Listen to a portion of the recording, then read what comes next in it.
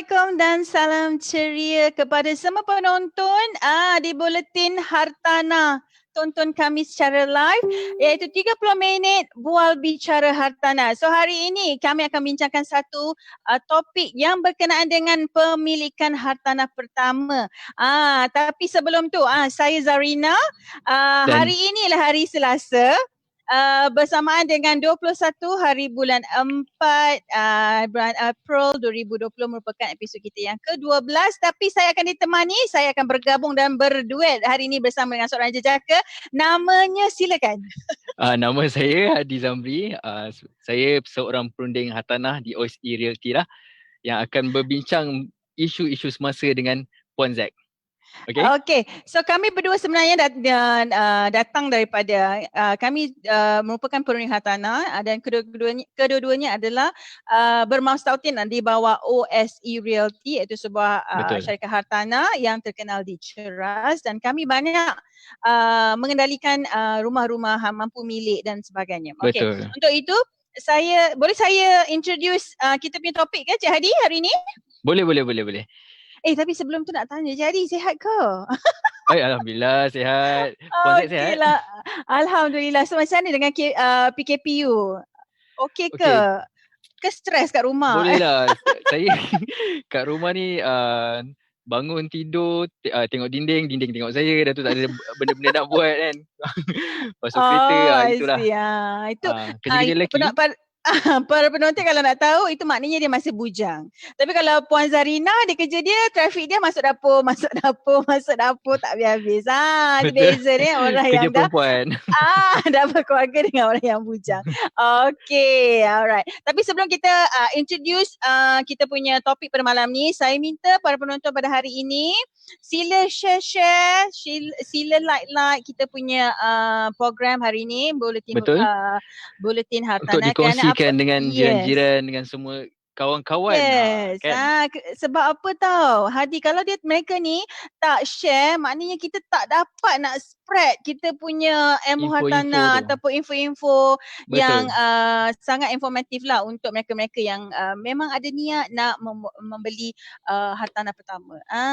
Okay. So, saya kalau dibiarkan memang saya akan membebel panjang sikit. So sebelum kita bebel panjang lagi, mari kita kupas topik kita pada malam ini, iaitu COVID-19 tangguh pemilikan rumah pertama, adakah langkah bijak? Jadi kita nak tanya dulu pada Cik Hadi kita lah. So sebelum kita nak bincangkan tentang pemilikan rumah pertama, tapi kita perlu juga mengupas bagaimana sebenarnya wabak COVID-19 ni berlaku dan bagaimana keadaannya wabak COVID-19 ni yang sedang melanda di Malaysia. Bagaimana di Malaysia sendiri? Kita tak nak tengok di seluruh negara dunia sebab practically sebenarnya cara mereka mengendalikan dengan Malaysia mengendalikan mungkin tak sama. Jadi kita lebih skop kita menghususkan kepada Malaysia. So silakan Cik Hadi. Okey, yang first pada saya keadaan rakyat pada permulaan Perintah Kawalan Pergerakan PKP ni yang bermula pada 18 bulan 3 hari tu, saya nampak rata-rata rakyat Malaysia rasa panik dengan ancaman kesihatan ni lah. Panik kan sebab first time. Maka berlakulah macam panic buying dari segi pembelian stok makanan, ramai yang balik kampung, student-student membanjiri stesen kereta api, stesen bas, airport untuk balik ke rumah kampung. Kerana dah tu penutupan pusat pengajian. Saya kira pada ketika ni perintah yang dikeluarkan kurang jelas mungkin. Ini punca berlaku pergerakan panik daripada rakyat lah yang saya nampak. Betul, mungkin hari tu kalau kita perhatikan pun mungkin ada one person say something, one person another person say something. Jadi tak ada kecelaruan informasi kat situ. Okey. Yang keduanya mungkin kita harus tengok bagaimana adakah wabak di negara kita ini ditangani dengan baik. Okey, kalau kita nak tengok kita tak nak membandingkan sebab kita pun tak ada statistik yang jelas kat situ. So kalau kita kita pejam tak celik kan, kita sebenarnya dah lalui fasa ketiga PKP setakat ini sehingga akan berakhir pada 28 April 2020, lagi seminggu lagi tak silap saya. Betul. Tapi harus kita lihat Itu peringkat bagaimana ketiga. peringkat ketiga. Jadi kita perlu lihat result. Tapi yang saya dapat ni adalah result based on yesterday, which is 20 hari bulan 4, di mana kalau kita lihat jumlah kes keseluruhannya adalah 5,425, di mana jumlah kes aktif dia semalam adalah 2,041. Manakala yang patut kita tengok adalah kes baru. Kes baru hanya mencatatkan 36 kes sahaja, dan jumlah kes ICU hanya 45. Jadi kalau kita tengok kat sini, nampak tak perbezaan dekat situ kan? Jadi satu lagi kita kena tengok juga, iaitu jumlah kes sembuh. 3,295 kes sudah sembuh. Saya merasa bangga jadi rakyat Malaysia lah. Dengan Kan? peningkatan sembuh yang sangat tinggi sebenarnya. Yes. Dan then the best part lagi satu, kes baru yang sembuh pun tinggi juga Cik Adi, iaitu 98 kes. Dan jumlah kematian as at yesterday, tak ada kes baru kematian, dan total kes kematian so far adalah 89 kes saja. Masih dalam keadaan yang rendah. Jadi kalau kita lihat pada kes baru, memang sudah menurun. Jadi kita harap semoga rakyat Malaysia ni janganlah buat perangai, sepakat untuk mengikut perintah yang dikeluarkan oleh kerajaan dan mematuhi saranan supaya kita dapat pulihkan keadaan lebih cepat. Ikut saja saranan-saranan daripada KKM, sebab KKM ni sangat-sangat cekap, dan dia punya barisan hadapan dia memang, I tell you, I salute, sebab mereka sangat bertungkus lumus demi untuk melawan wabak ini. Dan kerajaan Malaysia juga, kalau kita tengok, harus merasa bangga macam you rasa bangga tadi kan. Harus kerajaan Malaysia kita banggakan, sebab kita lihat dia sangat tenang dalam menguruskan dalam menghadapi dan menguruskan wabak ini, di mana dengan tenang-tenang tu pun dia telah menyediakan banyak sangat bantuan-bantuan yang dapat meringankan beban rakyat. Yang the best part is bantuan dihulurkan tepat pada masanya. Ini merupakan satu faktor yang mana dapat kurangkan level panik yang mula-mula tadi tu di kalangan rakyat, supaya daripada berterusan. Dan satu lagi tau Encik Adi, kita tak boleh ignore, kita tak boleh abaikan, di mana pihak NGO juga harus kita beri penghormatan di sini, di mana mereka pun cergas dalam hulurkan bantuan makanan dan barang-barang yang diperlukan oleh mereka-mereka yang lebih terkesan, especially mereka yang sebenarnya mendapat di kalangan mereka yang berpendapatan harian. So bila mereka dalam PKP tak boleh keluar, jadi tak ada pendapatan untuk menguruskan belanja harian. Betul Cik Adi? Betul. Faham? So nampaknya kita banggalah jadi rakyat Malaysia. Bangga, saya sangat bangga lah sebenarnya. Sebab kita antara nombor 1 dalam Asia yang mempunyai sembuh paling tinggi, yang tertinggi lah setakat ni. Alhamdulillah. Kalau tak silap saya lah kan. Itu dia. Okay. Saya rasa tak cukup kalau kita hanya melihat current situation saja. Tentang kesan wabak ni ni yang kita bincangkan tadi tu adalah current situation. Tapi kita perlu tahu juga apakah jangkaan kesan wabak COVID-19 ni terhadap pasaran hartanah. Bila kita membincangkan tentang pemilikan hartanah pertama, kita tak nak kita kena bincangkan juga tentang pasaran hartanah yang menerima kesan impaknya daripada wabak COVID-19. Okey, silakan. Okey, yang pertama bagi saya, apakah jangkaan kesan wabak COVID-19 terhadap pasaran hartanah ni? Yes. Pertama, harga.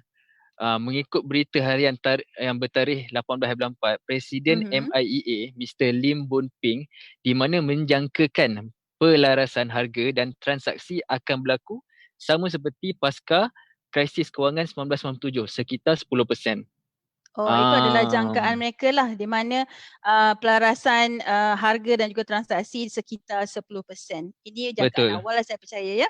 Dan kita tak cukup kalau kita tak menyentuh tentang kelembapan pasaran hartanah. Menurut Presiden REDA, Dato' IR Som Heng Chun, dia pun jangkakan sebenarnya pasaran hartanah akan perlahan sedikit.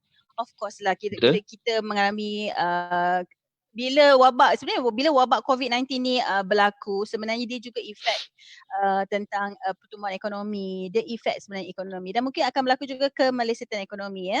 Dan yang ini akan menyebabkan pasaran hartanah slow sedikit, perlahan sedikit. Tapi yang ini sebab susulan impak daripada penularan COVID-19 tadi lah. Tapi macam mana pun, menurut beliau sebenarnya pelarasan harga berlaku ni bergantung juga kepada prestasi ekonomi benar yang kita akan tahu dalam tempoh 6 hingga 9 bulan akan datang. Selepas dijangkakan 6 bulan baru kita 6 atau 9 bulan baru kita tahu sebenarnya keadaan yang sebenar selepas penularan COVID-19. So kat sini juga sebenarnya ia bergantung tentang kelembapan ni sebenarnya dia biasalah bila kita cakap tentang ekonomi dia lebih kepada pergantungan terhadap permintaan dan bekalan di pasaran. So tumpuan ni sebenarnya diberikan kalau kita perlu lihat tumpuan sebenarnya dari segi permintaan dan bekalan ni sebenarnya lebih kepada segi pasaran pekerjaan selepas 6 bulan akan datang. Berapa ramai orang akan hilang pekerjaan. Berapa banyak pula industri akan tutup dan sebagainya. Jadi kat situ yang kita akan tengok sebenarnya apa yang akan berlaku, permintaan dan bekalan tu baru akan dapat dia punya aras dia yang sebenar. Dia akan menunjukkan aras dia yang sebenar. Walau bagaimanapun Cik Adi, Mr. Sheldon Fernandez iaitu pengurus negara Presiden Property Guru Malaysia menyifatkan kesan kepada sentimen pembeli ni bersifat sementara je. Kerana apa tahu? Pengumuman rancangan ekonomi dari kerajaan dan penangguhan pembayaran balik pinjaman selama 6 bulan tu sebenarnya nak tak nak kan kita kena agree dia akan membantu pasaran bangkit semula. Betul. Yes. Dan juga Puan Zak, lebihan bakalan penawaran rumah dari penjual dan pemaju sedia ada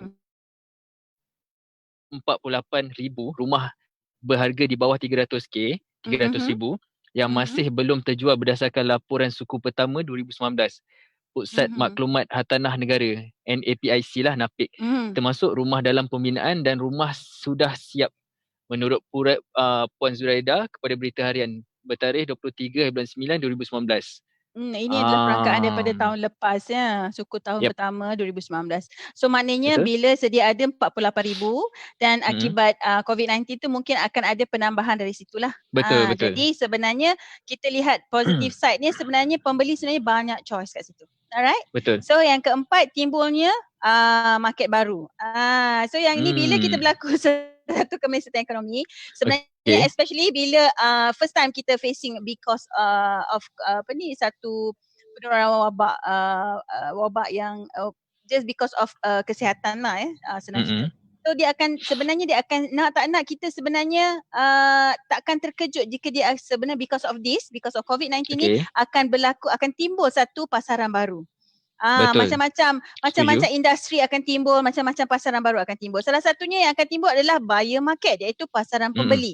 Sekarang ni adalah memang dah nampak dah dia punya pattern buyers market. Sebab tadi Cik Hadi sini ada menerangkan tentang lebihan pasaran tadi kan, lebihan rumah di pasaran iaitu almost 48,000. So kat sini bila ramai orang nak jual tapi kurang pembeli. Sebenarnya orang yang tak ada rumah kat luar ni ramai Cik Hadi. Betul. Kalau kita tengok pencaut awam sendiri pun 53% masih lagi tak ada rumah. Betul, saya faham. Tapi bila nak beli rumah kita kena tengok kelayakan orang tu. Jadi kelompok orang yang pembeli rumah yang layak dapat pinjaman ni dia dah shrink, dia kecil. So maknanya pool of qualified buyer ni sebenarnya tak banyak. Bila dia tak banyak tapi yang nak jual ni ramai ni yang nak beli sikit ni je. Jadi nak tak nak secara tak langsung kuasa tu dah berpindah pada pembeli. Saya akan terus cakap kenapa saya kena beli rumah you sedangkan saya ada 10 atau 20 rumah lain yang lebih menarik daripada rumah you. Nak tak nak penjual yang terdesak harus menurunkan harga atau memberikan package-package lebih menarik supaya rumahnya terjual. Betul tak? So setuju. yang itu antara dia. Jadi kat sini sebenarnya pada mereka yang di luar sana yang masih belum ada rumah, ini peluang sebenarnya satu peluang yang sangat baik sebab penjual akan dengar cakap you. Itu dia punya kelebihan dia. Dan seterusnya kita cuba kongsikan kelebihan memiliki rumah, memiliki hartanah ketika negara sedang berdepan dengan wabak COVID-19.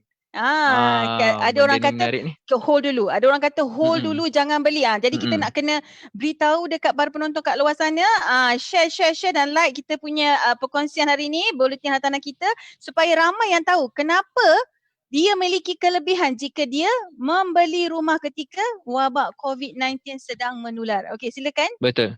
Okey, Okey. saya mulakan topik apa ni, poin saya yang pertama, boleh Cik Hadi? Saya akan Boleh. sikit. Jemput. Nombor satu yang paling penting is actually kadar faedah yang lebih rendah. Kenapa kadar faedah lebih rendah? Semua orang dah dengar pengumuman daripada Bank Negara di mana OPR telah diturunkan sebanyak 2 kali. Untuk pengetahuan semua, most of the bank dia menawarkan interest sekarang ni kadar faedah di antara 3.8% hingga 3.95.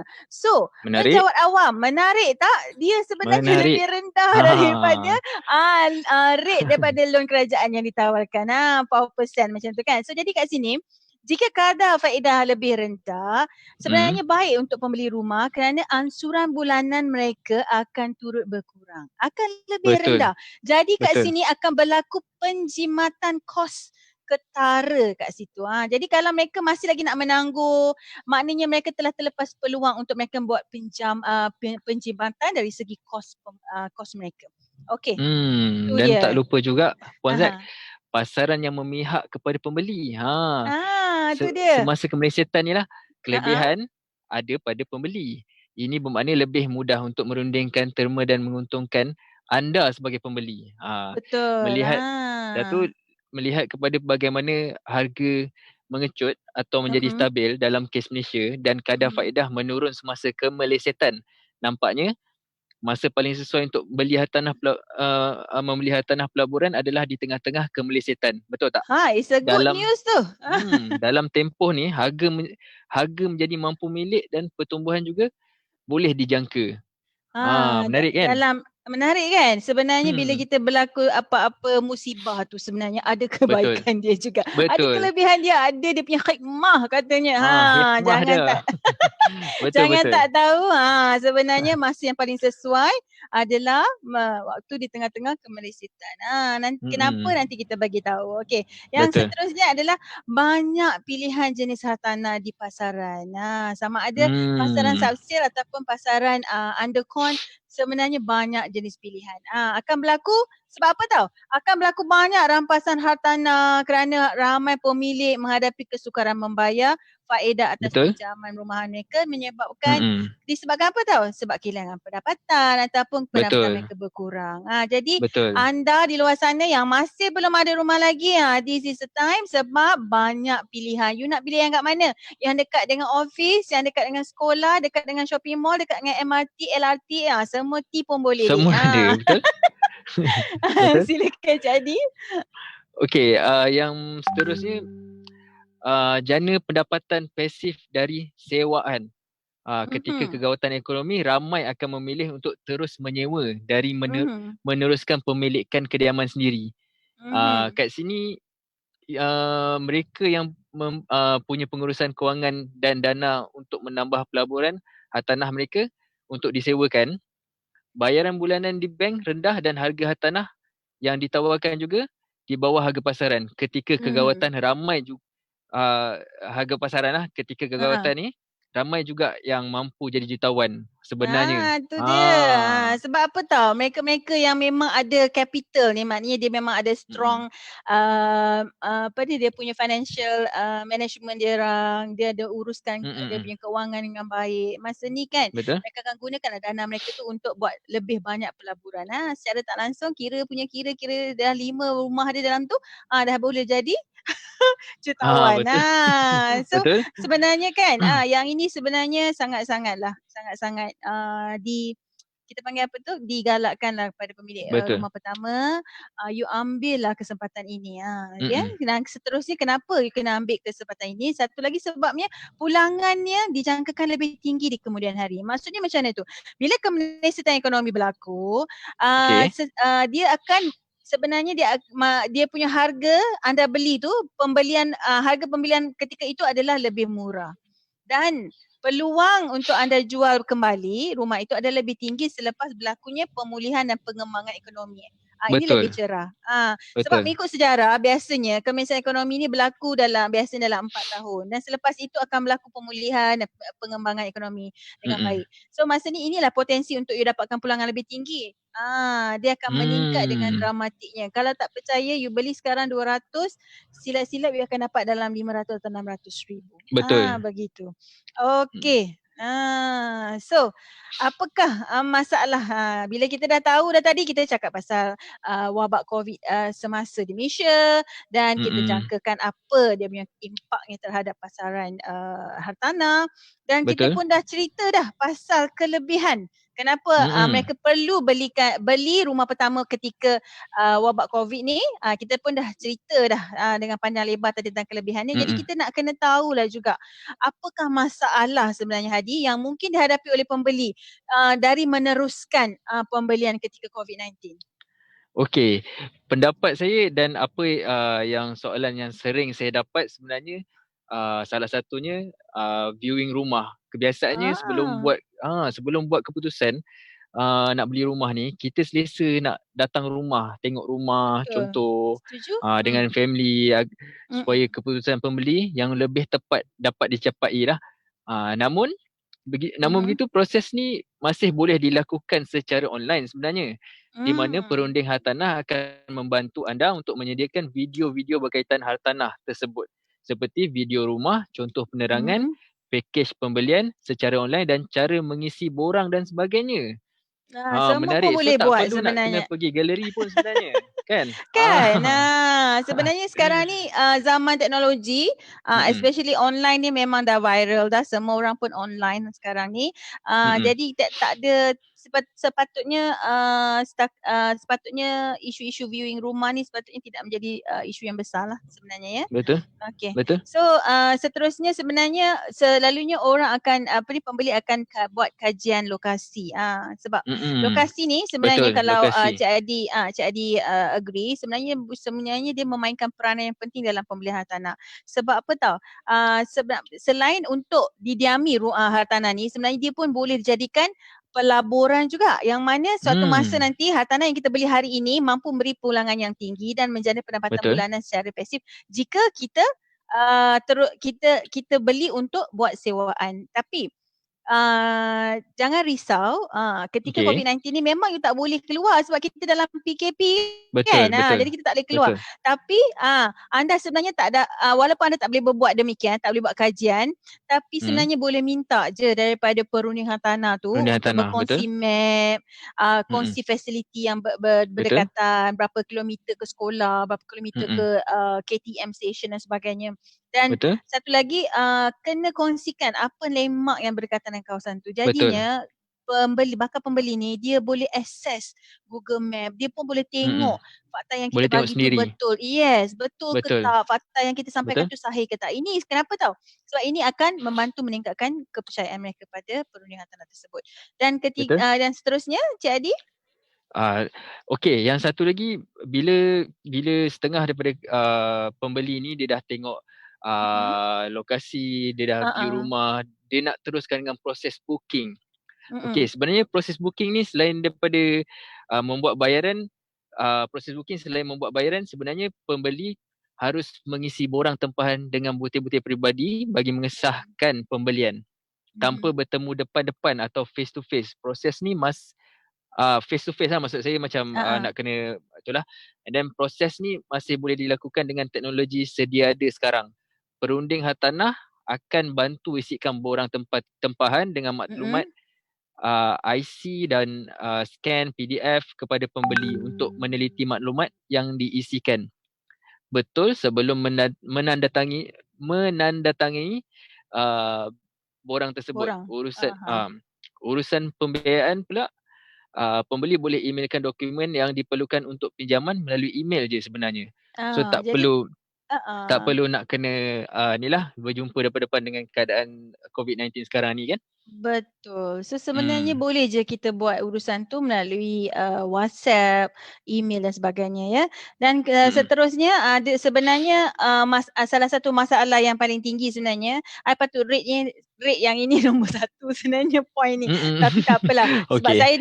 saya nak supaya kita nampak dia punya flow macam mana proses pembelian tu, saya letakkan dia di bahagian akhir. Sebenarnya yang paling penting adalah bagaimana nak dapat kepercayaan kepada ejen hartanah. Sebenarnya paling esensial dalam apa-apa urusan jual beli, tak kira hartanah ataupun bukan, adalah kepercayaan pembeli dengan perunding itu sendiri ataupun penjual itu sendiri. Dalam kategori hartanah lebih kepada perunding hartanah lah ya. Jadi kepercayaan itu perlu ada. Perlu diingatkan bahawa perunding hartanah tidak mengambil sebarang pembayaran terus ke akaun sendiri kecuali akaun pemaju ataupun akaun agensi. Jadi tidak perlu gusar, tidak perlu risau kena scam atau ditipu dan ataupun duit diambil oleh perunding hartanah sebab benda itu tidak berlaku ya. Segala fakta yang diberikan oleh perunding masih boleh disemak ataupun disahkan oleh pembeli sebelum meneruskan pembelian. Jadi tidak ada tidak ada apa tu kita panggil masalah-masalah yang ditipu dan sebagainya. Sebenarnya ya. Okey, seterusnya. Bila kita punya topik tu, topik tadi tu kita nak tanya dah sebenarnya COVID-19, penangguhan pemilikan rumah pertama adakah langkah bijak. Jadi kita kena tahulah kat sini. Jadi kita kena decide ni Encik Hadi. Dia adakah satu langkah bijak untuk meneruskan pemilikan hartanah di waktu ini, di waktu wabak COVID-19 sedang menular ataupun ditangguhkan. Bagi saya, pandangan saya lah ya. Untuk pembeli rumah pertama sebenarnya tak perlu lagi bertangguh. Ini kerana terdapat banyak kelebihan yang telah kita bincang yang sebentar tadi, yang mana pembeli sebenarnya banyak dapat kelebihan, banyak manfaat dari segi harga, pakej pembelian, rangsangan dan bantuan kerajaan dan juga kadar keuntungan yang jauh lebih rendah berbanding dengan loan kerajaan pada ketika ini. Satu lagi, kalau you tangguh-tangguh, umur pun makin tinggi. Jadi you akan berada dalam keadaan yang kerugian. Ya. Apa pendapat you Encik Hadi? Perlu diteruskan ataupun ditangguh? Pendapat saya bagi yang berkemampuan perlu diteruskanlah sebab masa-masa tengah kita boleh panggil darurat lah sebenarnya kan. Betul. Keadaan sekarang ni pihak-pihak bank lagi senang untuk meluluskan sebenarnya untuk pembeli-pembeli dan dengan interest rate yang sangat rendah bagi dia. Dan benda ni bagi saya peluang keemasan lah yang kita tak dapat untuk selepas COVID-19 ni. Betul. Sebab lepas COVID-19 maksudnya kita akan masuk era pemulihan di situ. So selalunya era pemulihan ni akan ada pelarasan yang akan dilakukan lah. Jadi mungkin maknanya tak akan berulang lagi sebab kalau cycle hartanah ni selalunya dia ambil masa 18 tahun untuk come back to the same curve. Jadi 18 tahun umur pun dah meningkat, apalah yang boleh buat lagi kan. So yang saya nak tanya pula kata-kata nasihat ataupun saranan Encik Hadi kepada mereka yang di luar sana yang sedang menonton ni, yang masih belum memiliki rumah di luar sana, yang masih belum memiliki rumah pertama. Apa yang cakap ni Betul. So saranan dan nasihat Cik Hadi sendiri kepada mereka ni, apa nak buat ni? Okay. First bagi saya untuk kata nasihat saranan panel kepada mereka yang belum ada rumah dekat luar sana. First, kena kajian lokasi. Untuk yang masih mencari rumah pertama, perlu membuat sedikit kajian terutamanya lokasi dan kemudahan fasiliti yang terdapat di kawasan itu dari segi pengangkutan awam, jalinan jalan raya, sekolah, kedai, hypermarket, shopping mall dan bonus jika ada peluang-peluang pekerjaan di sekitar kawasan tersebut. Kerana anda boleh jana pendapatan pasif dari kediaman anda sendiri. Benda ni salah satu langkah lah yang saya boleh bagi. Sebab yelah kita tahu sekarang ni banyak dah dalam pasaran, banyak jenis-jenis hartanah, banyak pilihan untuk pembeli. Jadi kajian lokasi ni jadi essential lah supaya tak rugi. You punya investment, you punya pembelian pertama tidak rugi. Dan yang kedua, saya nak sarankan, nasihatkan di sini, perlu semak kelayakan pinjaman perumahan anda. Sebab Betul. apa? Satu, dia akan memudahkan anda untuk mendapat kelulusan daripada institusi keuangan iaitu bankers ataupun loan kerajaan, dan Betul. ia akan mengelakkan anda daripada tersilap memilih hartanah. Sebab kadang-kadang dia melebihi median yang dibenarkan. Jadi takut-takut sebenarnya kenapa kita nasihatkan ni, sebab kita takut-takut nanti in the long run tidak mampu untuk membayar dan meneruskan pemilikan hartanah tersebut. Okay. Betul. So nampaknya kita sebenarnya dah menuju ke program pun dah nak penghujung rancangan. Sebenarnya kita dah menghampiri. Jadi sebelum kita akhiri program hari ini, Buletin Hartanah 30 minit, Bual Bicara Hartanah, saya nak minta lah pada Cik Hadi memberikan kata-kata akhirnya kepada penonton yang sudi menonton program kita pada hari ini. Silakan. First of all, saya nak minta maaf kalau ada kekurangan dalam setiap perbicaraan, dan jika apa yang saya sampaikan ni ada info-info bermanfaat, saya minta tolong sangat-sangat kepada siapa yang follow kita punya page ni untuk share dengan like lah. Dan satu lagi, saya punya kata-kata terakhir, stay safe and stay at home. Okey dia itu dia, sebab kita dah nak kita punya result on PKP kita dah nampak menarik. Jadi stay home. Betul. Still mesti follow, jangan, kita masih belum menang bak kata doktor. Betul. Datuk-doktor kita Nur mesti Hisham. menang. Kita mesti menang. Okey, kata akhir daripada saya. Saya nak beritahu kat sini untuk mereka yang masih belum memiliki rumah pertama, dapatkan rumah pertama paling berbaloi, dan anda jangan tangguh lagi, sebab kalau tangguh lagi memang rugi sangat. Betul. Sebenarnya anda mampu milik. Yes, yang mampu milik tadi yang kita dah keluarkan tadi, fakta tadi dah 48,000 tu adalah rumah di bawah 300,000. Maknanya rumah ini adalah antara di kalangan di bawah skim rumah mampu milik. Jadi tidak ada alasan untuk anda terus menyewa, kerana menyewa mengayakan siapa? Adalah mengayakan tuan rumah dan bukan anda.